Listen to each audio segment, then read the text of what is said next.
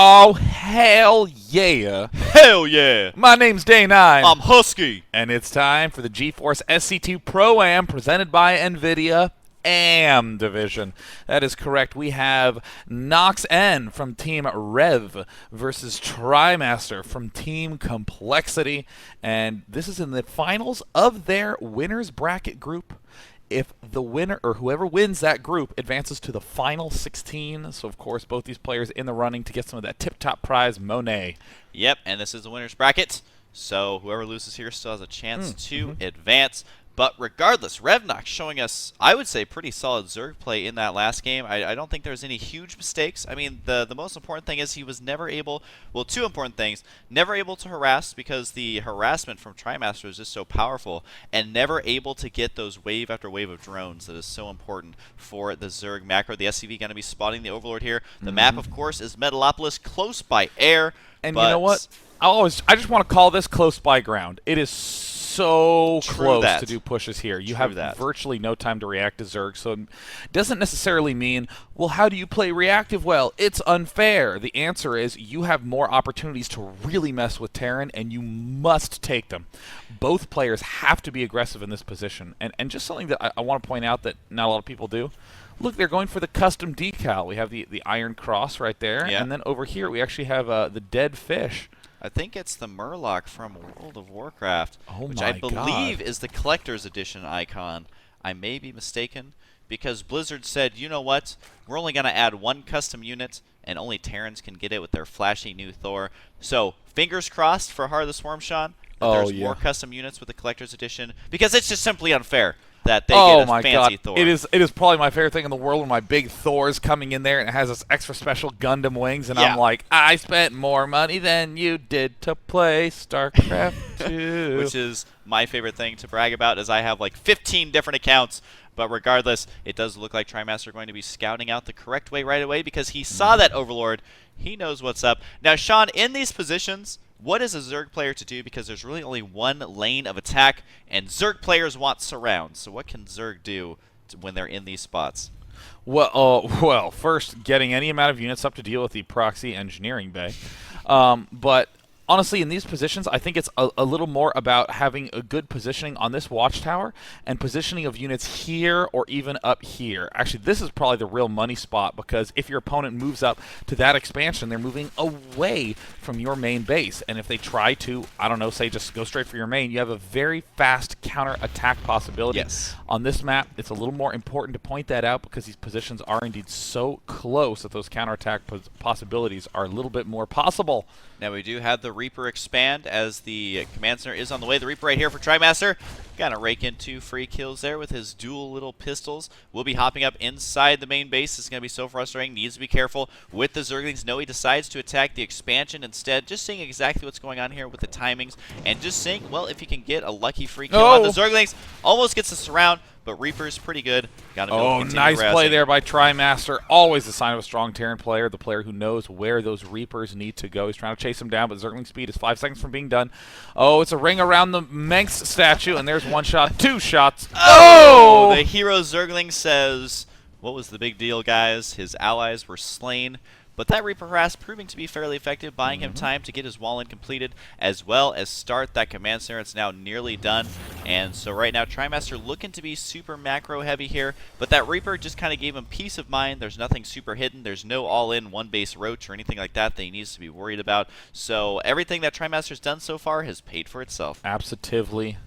We also see the second racks down right now, and with this factory coming up, a super standard push could begin very soon. That is the Marine Tank Advance.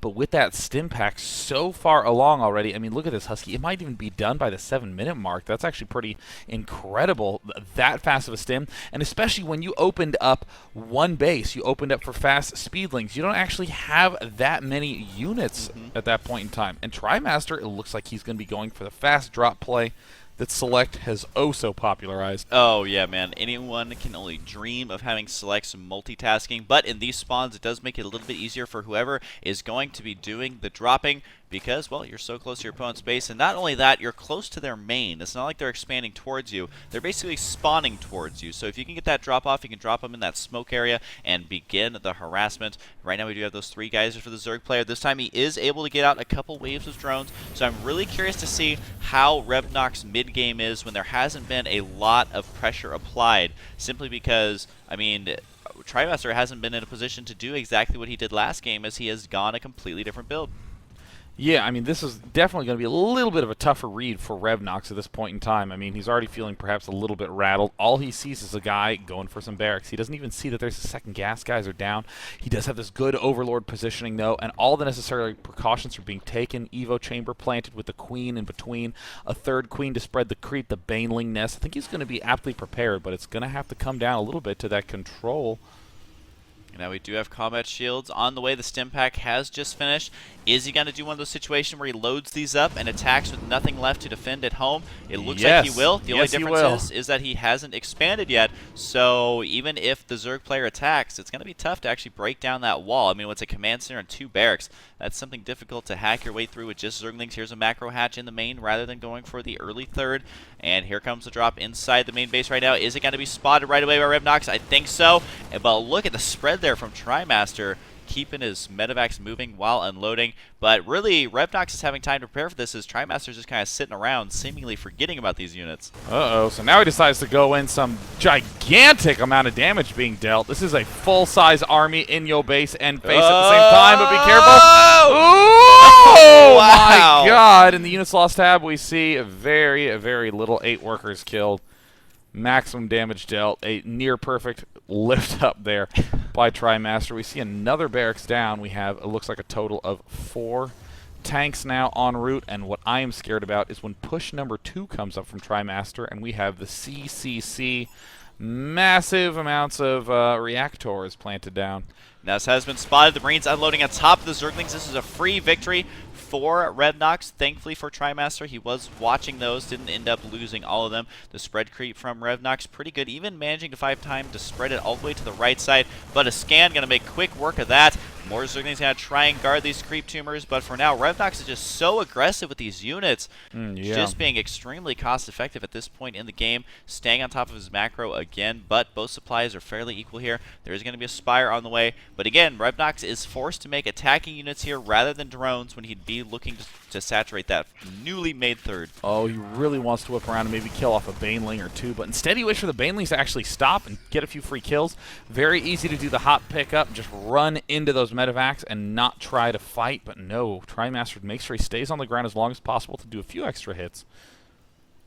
And the Marine count getting pretty high here for our Terran player. Also working on getting up that 3rd base, which his timing is going to be really, really good for Trimaster if he can secure it. So it's going to come down to, can REVnox get his worker count up really high? He does have 10 Mutalisks on the way. He does have 55 drones, which I think he needs to be at a little bit more of a lead. But it's so difficult against a player like Trimaster because, I mean, REVnox has got to be looking at that last game and going, where is Trimaster going to attack me next? Feeling so nervous about where these drops are going to be that he's more worried about getting out units rather than getting a super, super healthy drone count. And we'll see, once these mutas are out, is his harassment going to be better than in the last game?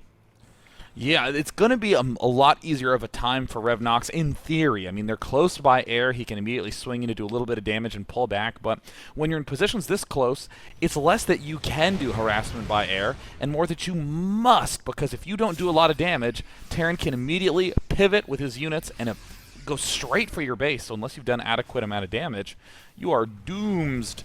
And now we see massive amounts of barracks being added, a 2nd engineering bay, an armory, and oh, he's going for gold. Yeah, he's doing it Olympic style, but again, look at the macro of Trimaster, keeping his resources below 100, even dropping down to 0 there for a second, just really having good macro, good timings on that. Now, it does look like REVnox continuing production of attacking units, so his army's going to be strong. He could get some free SCV kills here. He absolutely will. Trimaster, even with a slight misstep, kind of ran his Marines the wrong way, so he did lose a couple SCVs there. A nice little victory for REVnox. He's going to need it moving forward. Now, if REVnox can get inside the main base, all these add-ons are very vulnerable. They're all kind of clumped together nicely for Mutalisk to snipe. He's going to attempt to do just that, and can he get some of these very crucial add-ons? You got to remember, reactors take so long to make. Oh, and it looks like Trimaster is able to repel, and this is looking very MVP-esque. MVP is one of the best players at just taking no damage, no matter how many Mutalisks you have. He has just a couple of units available to deal with it, not clumping them in any sort of weird spots, but notice all the tanks are sieged. The Marines are all positioned to be able to reinforce, even these positioned to be able to run up to the cliff to pick off any Mutalisks doing the sniping action. So Trimaster's in good position, but REVnox has the food lead, is taking a 4th base, and can get a hive soon.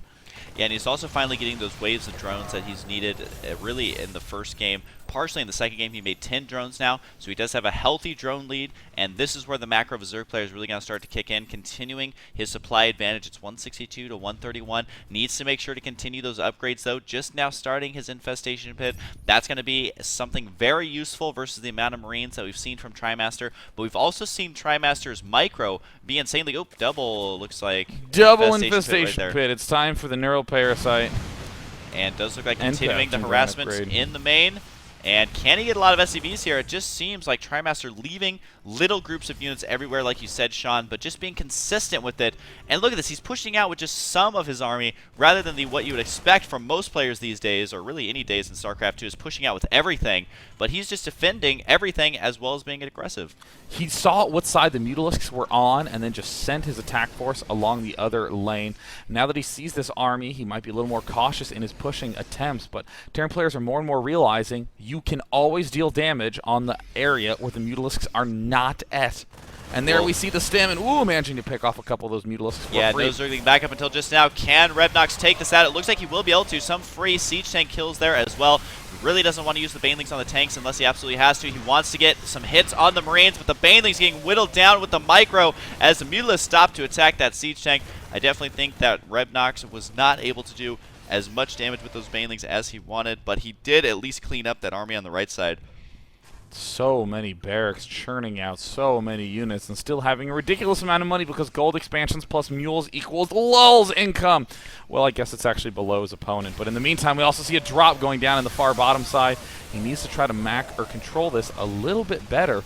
But either way, anytime where the Mutalisks are at one side of the map, an attack is bound to happen at the other. Yeah, especially with the control I've seen from Trimaster. He just grabs little groups of units and attacks and keeps them alive for as long as possible. And so far, it's proving to be very effective because the problem is that Marines are so cheap. I mean, literally has 2,300 resources remaining, so even if he loses a handful of Marines, that's only a couple hundred resources, and that is not that big of a deal, and it is keeping REVnox kind of on the defensive rather than being super aggressive with any sort of drops or with the Mutalisk harass. He is continuing production now. He does have Neuroparasite on the way, lots of Zerglings, additional gas, even getting some Spine Crawlers right now, but have we seen any Infestors spawn? He needs to get them out right now to start doing that fungal growth because he has to make a huge, basically carving it like a pumpkin or something into this army if he hopes to cost efficiently break this. Oh, but it looks like Trimaster has finally run out of aggressive options. He cannot do any sort of counter drops. He's doing straight pushes through the center, but way too many units from REVnox. The Banelings rolling in there won't even be needed. We see the Zergling Mutalisk count obliterating this small Marine medevac. We see now the drop hitting the right side, but Infestors are going to clean it up. And without really getting... Whoa! Wait, what? Two Marines take that out. Those were the Marines, the medevac's girl, or boyfriends, man. They're getting healed there specifically. Those were the only two Marines to survive, and they were able to take out that hatchery. And I feel like that may just sap away a little bit of the momentum that REVnox has. Both these players sitting on about 2,000 resources, but the problem is that REVnox needs to put on some pain because Trimaster, he's going to be able to sit back and re-macro that army he just lost. And really, there's a window of opportunity right here that REVnox has that I'm not sure if he realizes. Yeah, REVnox absolutely needs to start doing a little bit of damage. The real problem is that Terrans have been doing this great technique where they take the gold as quickly as they can, then mule it to mine it out completely, and then all of a sudden the late game vulnerability of the gold expansion is not there for Terran, but remains there for Zerg. It's a great little tactic, and it's going to be a lot of difficulty for the Zerg player unless he does a lot of damage here. Which is exactly what he's doing right now. Almost every single SCV will go down. No, nice timing by Trimaster, stemming up there once again leaving his units split up at different locations to easily kind of swing around in a defensive posture. And Trimaster has finally used up all of his resources, so his army is going to really start to kick in here. Lots of Vikings being produced, a lot of Ghosts, getting that Mobius reactor as well to make those Ghosts be able to EMP, which is exactly the unit composition that the Terran player needs in dealing with those infestors. This is a position, Sean, where a lot of people are frustrated because there's infestors, and EMP is a good way to deal with it. And now we see that Greater Spire about to pop, and there it is.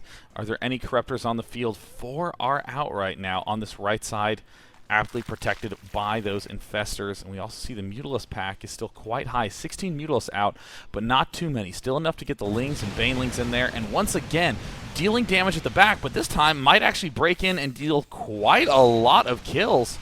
Yeah, especially on the reactors. This is the annoying part because it delays not only production because you're making half as many units, but if you decide to get the add-on, looks like he killed the add-on there right when it started again as well. This time it's going to be a tech lab, and yep, just going to go ahead and do a lot more tech labs there for both players right here. Or not for both players, but on both of those buildings. So it does look like REVnox at this point able to secure that 4th base, or 5th base rather, but is he going to be able to secure the high yield expansion? He does have Broodlords on the way, but what it's going to come down to is can he keep the Broodlords alive versus the Viking count that we saw as Trimaster continuing heavy Viking production. He has 2 on the way, and at this point, if he mines out the high yield expansion before REVnox kills it, it's going to be so tough for REVnox to catch up because, well, he's going to be behind in a mined out high yield expansion. And that is something that is so frustrating moving into the late game. I'm feeling really worried about our Terran player, though. Zerg has a very intimidating army, but nukes getting made and cloaked by Trimaster. Looks like he loves entertainment value as much as he loves getting ahead in StarCraft 2. We also see that there is the 3 upgrades going down, the +2 attack in the upgrade front for Zerg. He is all maxed on his melee upgrades, but still has a couple more armor upgrades to go. And there we see the Broodlords now advancing through the left side of the map. A lot of units are there to greet him, and the Viking count is dangerously high. Very dangerous indeed. I'm not sure what these are doing here. Just needs to be careful getting sniped right away by those Ghosts. If you spam that snipe, it's amazing how quickly the Broodlords will get taken out here. But these Broodlords, whoa, way overextending themselves, are going to get taken out by the Vikings, coupled with the sniping there. Marines running down, so it looks like REVnox having a bit of a slip here, losing those Broodlords right away. Rather should have attacked the high-yield mineral patches rather than trying to move them in the center. Does look like he's trying to free up some supply here. Building those spine crawlers, always a smart thing to do, just to buy a little bit of time. Plus, it does help with drops and things like that, so I wouldn't be surprised to see much more of that out of our Zerg player. He does have 12 of the Corruptors on the way, and Sean, look at this, 4,500 resources and 700 gas for our Zerg player. He is going to have a lot of Broodlords mighty fast. He does need to start cutting the expansion count down for the Terran player, though, and the Mutalisks are all the way at the other end. Trimaster loves this little tank turret deal, but finding it at just the right time. And once again, we're seeing a lot of Corruptors out of the Zerg player. And in Ultralisk Cavern, Mutalisks not really doing the best decision-making of their lives. They will end up dying. Oh, no. Huh. Bit of a misclick there. However, that is going to free up supply for Broodlords, but it probably would have been better to make a couple of more spine crawlers rather than sacrificing all your mutas. Yeah, or sack all your Zerglings, something other than those Mutalisks, because now, if you're Terran, you're realizing, man, my opponent has no mutas. Time to start dropping, and there's almost nothing that the opponent can do about it. Ooh. Wow. 3 Ghost Academies plus the one in the main base. He does have 3 Ghosts being produced at those. Sean, we could see nuclear missiles going down everywhere simultaneously. I'm a little bit excited. And we also have all the upgrades at the engineering bay going down. Just because this game is going into such a late game now, we're at 26 minutes. Both players are maxed out. We do see a slight drop on the left side. Can it get caught? It looks like it was spotted by those Overlords, and he may get some free kills here. But you got to remember, Trimaster has a couple thousand minerals to fall back on, and there's going to be a drop on the right side. The spine crawler is not able to do enough. The drop will get cleaned up, but can he survive the drop on the right side? Trimaster doing the usual, hitting so many different places at once, and now we have all the Broodlords up in mid. The Ghost did cloak, but now they need to do the massive there's a nuke queuing somewhere. up. I heard it. I'm not sure exactly where it's going to be, but there's definitely going to be a nuke going down unless he ended up losing that Ghost, which he very well could have. But at this point, our Zerg player is going to be feeling so tense. Here it comes right here, and boom goes a lot of drones, roasting them away, including the Queen. But a massive attack from REVnox. Can he make it happen? This is so many Banelings, not really enough stuff to kill off the buildings. And you can see the Zerglings are in very few numbers here, so kind of an awkward situation for both players. Yeah, I mean, Terran just had his front line shattered, but oh no, the Infestors from REVnox getting eliminated. And what do you do if you are Terran in this position? Well, excuse me, what do you do if you're Zerg in this position? You have to rebuild something to continue applying pressure, but oh, with the money, looks like Zerg is just going to rally in the Zerglings, and Trimaster may have just run out of luck for this game. He does have some Marines left, but there's so many units streaming over here, but look at this, killing all the Banelings! And then the Banelings finally get a couple hits off. Here comes the Broodlords right now. This is going to be a lot of units for Trimaster to have to hold off. The supplies are 135, now 146 to 118. Trimaster definitely going to be behind here, and he just has his Ghost that he can use for nukes. He's going to be dropping over here. Once again, this expansion is completely vulnerable. And one hero Ghost takes out everything at that expansion with 44 kills. And REVnox isn't going to be mining here at all. So can he win with just these mass Zerglings? Has nothing to detect these Ghosts right now. And can he somehow pull a miracle here? Because right now, REVnox is just simply not having any income. This is a huge, huge win for the Terran player to be able to take out all these mining expansions in one Ghost. Commander Ghost at 46 kills. All the Ghost Academies finally going to end up falling, so it looks like absolutely no more nukes will be incoming, but I don't really think that Zerg has income right now. Yeah, he doesn't even have enough to make another hatchery. The only hatcheries he have left are the ones in his main base with no minerals, or the awkwardly placed one on the right side. So he's trying to win with just Zerglings. But guess what? Zerglings cannot fly. We do have Ultralisk on the field, but Trimaster at 74 supply is flying all of his units over to the right side. He does have a planetary there, dropping all of his energy into mules. But I don't know if the Zerglings can actually end this game right here. He does need his Broodlords back on the field if he hopes to break this. Oh, looks like Trimaster now going to rush up. Or excuse me, Zerg going to rush up. Now going to try to surround this planetary fortress. He's going to have to require all the repair of his SCVs. It all comes down to really this moment. If he can kill out this planetary fortress, I don't see what Trimaster can do. But it looks like, wow, he does manage to take it down. The gigantic Zerg army going to clean everything up. And now Zerg doing some long-range mining, but an incredible save by the Zerg player. Yeah, I mean, he was able to rally these units together. He was able to hold on, and now he has those Ultralisks. Does look like this. Gonna try some cutesy play here. Now, it does look like Trimaster has 3,400 minerals, 2,200 gas, while our Zerg player is just looking to secure an Expo at any cost. He has no anti-air. Oh, here comes a drop. Can this drop spot this drone? It looks like they're going to be going for these units. But rather than the Zerg player expanding there. So, I don't know, Sean. This is such an awkward game. I don't think I've ever seen anything quite like it. Well, amazingly enough, there's not really any anti-air for Zerg. So, Terran is going to get free reign to kill off all these Overlords. Now the Medivacs and the Vikings will get to run freely. And oh no, a big drop's going to shut down all the mining operations up in this top right side if Zerg is not careful. He's hiding all his drones, and this might be the play that wins the game. A cloaked Banshee would be just game-endingly devastating. And here's the Zerg. He's trying to deal with this drop. There is now 2 mutas on the field, but that's not really what he needs to deal with this amount of Vikings. He needs just a couple Hydralisks, maybe a couple of Queens, but he's losing so many Overlords. This is going to be the biggest supply block of all time. The Mula's trying to kill the Medivac. Oh, the single SCV repairing. Oh my god. Able to hold on there with that drop. If he lost that Medivac full of Marines, that would have been huge. Here comes the Ultras now, trying to clean this up. Only a couple of Marines remain. Are they going to get inside the Medivac? Yes, they will.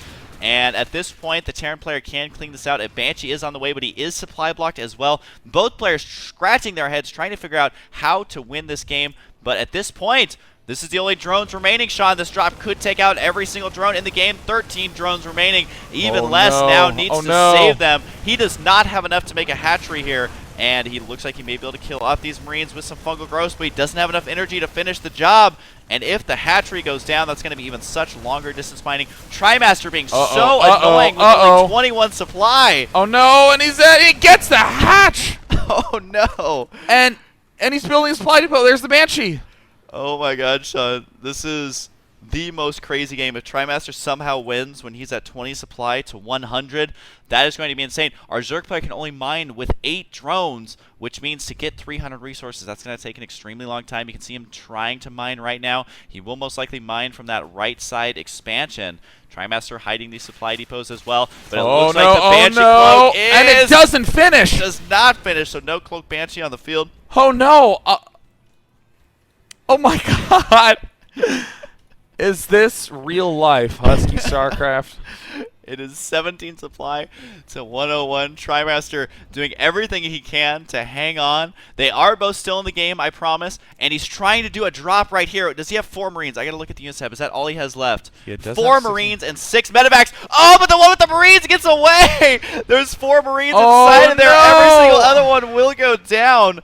Nope, we're actually ran out of energy there, just barely. So right now, Trimaster is going to try and win with 4 Marines, but he does have 3,000 resources if he can set up an expansion. Somehow, he is going to have a lot of money to dump right away into those units. He has been building supply depots hidden around the map this entire time, and our Zerg players just got to be feeling so confused right now. And a Viking in production right now. Oh, this would be big. He has to spend so many fungal growths to take that out. I mean, sure, Zerg needs to get up a mining expansion, but we see that he's only just started that hatch. How many queens are on the field? It looks like 1 queen. There's essentially no anti-air, and the Zerglings have spotted it. They really need to target fire that 1 starport. This is going to be so close, and he does end up canceling it. Yeah, it wasn't able to get a Viking out there, and it looks like Trimaster trying to be super resilient here, once again landing that. Most likely will begin producing a Banshee once again, but if the high yield expansion for Zerg gets up and running, that's going to be the only mining base in the game, which is not something I'm used to saying at 36 minutes. Even continuing his creep spread here to try and spot everything that's going on. Now the hatchery about 3/4 completed. Can our Zerg player get enough out to start mining there? But you also got to remember, even if he gets out that expansion, he has to wait for a lot of overlords before he can even make any drones. But right now, this is just so silly, Sean. I don't even know what else to say. Oh, if he loses the hatchery, that would be devastating. He needs to keep... Oh, he cancels it. He does still have 300 resources, though. He can rebuild it. Why he is not leaving units back here to defend is beyond me. But these 4 Marines, maybe Boxer Marines, where are the units to defend these drones? Oh, no! Where are the drones going? They can't even... Oh, no! Where are the units? Where are the units? Where are they? The infestors trying to get this fungal. Can it kill off the Marines, though? It looks like 1 Marine goes down. No, they both made it inside that medevac there, but just barely 300 resources here, Sean, but he is running out of drones. He needs to kill those Marines, and if he loses all these drones, I don't even know what to think at this point. I cannot believe he is abandoning his drones again, his babies. And we see a medevac there. Oh, the 1 lone corruptor will be able to take that down. These Marines have landed to try to stem and take this, but that's also another risky play if there were any units at all nearby. Oh my god, it is Envision.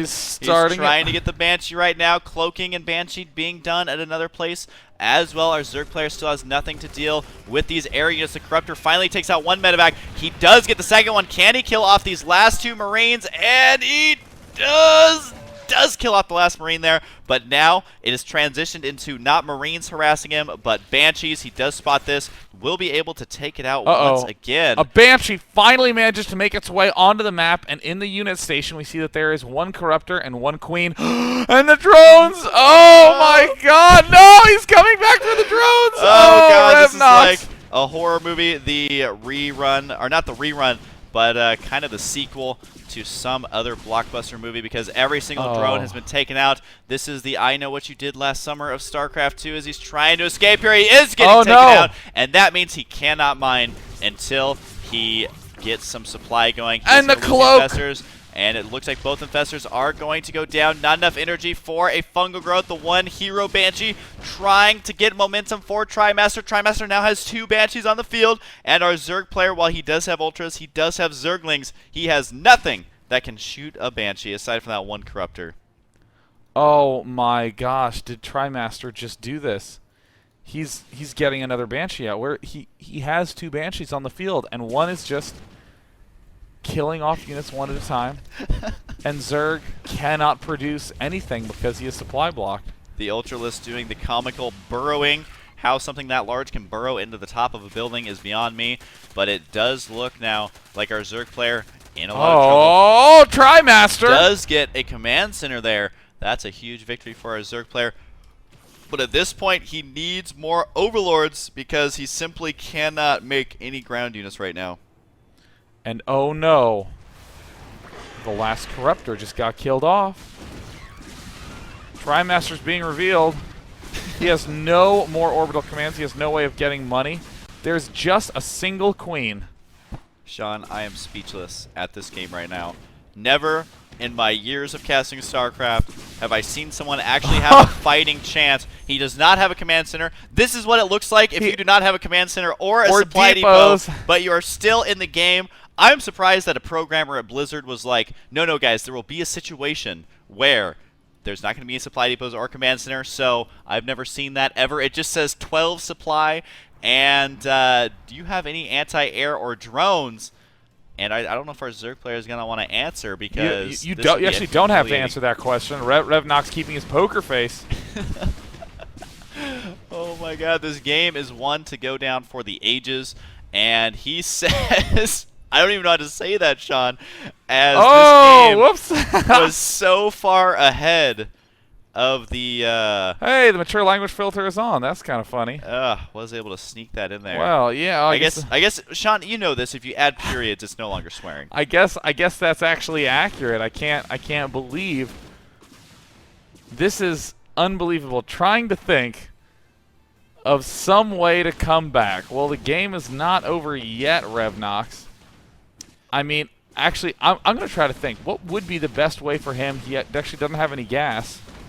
Sean, the only thing I can think of is killing off his own units, especially the Ultras, to free up some supply, and then trying to get some sort of anti-air, be it Corruptors, Queens, anything. But he only has 300 resources to do that, and I don't think his creep spread was what lost him the game. Wow. This is so... I don't even know what to say, Sean. I mean, Trimaster going, if you spread OVs too soon, my Vikings would have killed. You know, I will say, those Vikings were probably the unsung heroes of this game. The reason Zerg's been in such a bind is he has been supply blocked for, probably 20 minutes right now. Oh, yeah, something like that at least. This is unbelievable. We see our Terran player now going to be going for the hatch in the hive. REVnox saying, I really hate losing games I should have won. I totally understand how that feels. That is one of the grodiest feelings ever. REVnox should at the very least be pleased with himself, though, because he delivered one of the most epic games that has ever happened. I've got to hand it to Trimaster. His resilience unmatched. He literally was down by like 10 times supply or something ridiculous. And wow. I am so glad we picked this game, Sean. I mean, it's funny to think that these are the games that just depress me. Oh, God, REVnox. And, you know, I don't actually think that the game is going to end anytime soon, because I think what they're going to do is just talk it out. Trimaster, of course, saying I thought they had the advantage, but Broodlord's good. REVnox going, yeah, I know. That's what I mean, man. That's what I'm talking about, man. Maybe he can sympathy his way to a victory here, but I cannot believe that Trimaster is going to end up winning this game. I feel like our Zerg player's running out of buildings. He has no hatcheries remaining after losing that hive, and they're still talking. And I just don't know. Sean, it has been an honor casting this game with you. This has been epic, and I actually want to point out that if he did have those spore crawlers, then he actually could have run the Banshees around to kill off the ground units and then landed the Vikings to do the shoot micro at the spores. Oh, but he does have an ass load of units. How many units do you have? An ass load! Oh my god. I can't believe one Banshee is going to win this. I just am sitting back. There's one Overlord left on the map. There's no hatcheries. And look at that. He's being very mannered. Class act. He has no shame in losing. He says, Trimaster, you're really good. It is still depressing nonetheless.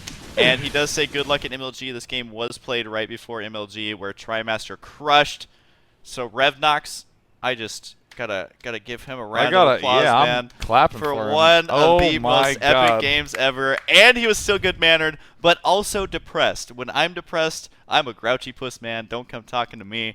I am When REVnox is depressed, he wishes his players good luck and says that they're really good.